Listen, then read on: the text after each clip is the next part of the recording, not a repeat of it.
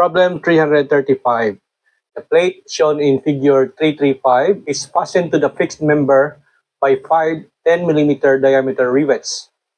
Compute the value of the loads P so that the average shearing stress in any rivet does not exceed 70 megapascal. Okay, so let me draw the bolt group again. So we have 3 rivets here, and there are 2 rivets in this column. Okay, the shearing stress formula equals torque times rho over J.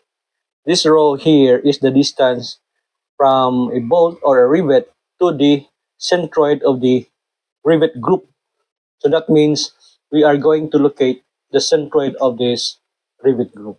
Now, if I'm going to draw a horizontal reference line here, you can see that it is symmetrical vertically. So there is no need to solve for bar Y or allocation of the centroid with respect to the Y-axis because it should be somewhere along this reference line. However, considering the horizontal, there are three rivets here and there are only 2 here, so we cannot expect the centroid to be somewhere in the middle, but maybe somewhere here. Let's say this will be our reference axis, and let's call this distance bar X. Okay, so the given distances are, this is from here to here is 80 millimeters. From here is also 80 millimeters. This distance here is 120 millimeters. This is 40 millimeters each. And solving for bar X, that would be total area times bar X equals the summation of the areas multiplied by the corresponding distances. Okay, so if we say the area of the cross-section of the rivet is A, then this summation will be, so summation of area times the corresponding distance would be, starting with this, that's 2A multiplied by 120, plus this one here, 3A, but the distance is 0. And then if we are going to divide it by the total area, which is 5A, there's 1, 2, 3, 4, 5, and that will be our bar X. We can just cancel A. And we have bar X equals 2 times 120 over 5 equals 48 millimeters. Now that we have the value of bar X, we also need this distance. This one here. Also this distance here. Let's call this D sub 1. This one is D sub 2. That would be the same for this one. This is also D sub 2. This one is also D sub 1. So by Pythagorean theorem, D sub 1 is the square root of this distance, which is 48, square plus this distance, which is 80, square. That is equal to the square root of 48 square plus 80 square equals 93.3 millimeters. D sub 2 is the square root of, starting with this distance here, that is 120 minus 48, because this is 48 here, this is 120. So 120 minus 48 square plus this is 40 square.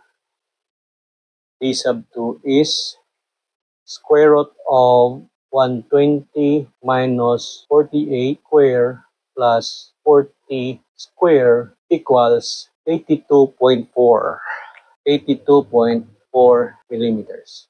And the distance from here to here is just bar X, or we can call that D sub 3 equals bar X, which is also 48 millimeters.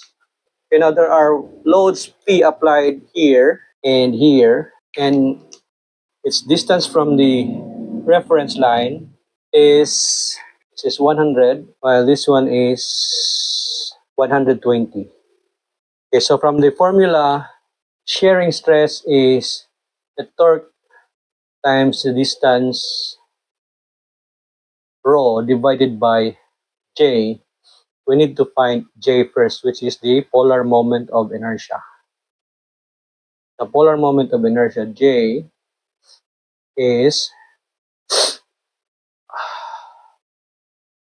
the summation of rho square times A. Since they have the same area, we'll just factor the area outside. That's pi times the diameter of the rivet is 10 square over 4. And then we'll multiply the square of the distance. Starting with this one, that's 93.3 square. And since there are 2, we will multiply this by 2. Then plus this distance d sub 2 is 82.4 square. Again, we'll multiply it by 2 because there are 2. And lastly, this one here is as plus 48 square. So J is equal to pi times 10 square divided by 4 times quantity 2 times 93.3 square plus 2 times 82.4 square plus 48 square equals 2.61 times 10 to the 6. This will be millimeter to the 4th power. Okay, now we are going to solve for the shearing stress. So looking at the drawing here, we can see that the most stressed rivet will be the one that is farthest away from the center of gravity, and that would be these rivets here with a distance of 93.3. So from here, maximum shearing stress is 70 megapascal. The torque would be P times the distance, 100 plus 120. And the distance rho would be 93.3 divided by J, that's 2.61 times 10 to the 6. So our P is 70 times 2.61 times 10 to the 6 divided by 93.3 divided by 100 plus 120 equals 8,900.9 newtons, or that's 8.9 kilonewtons.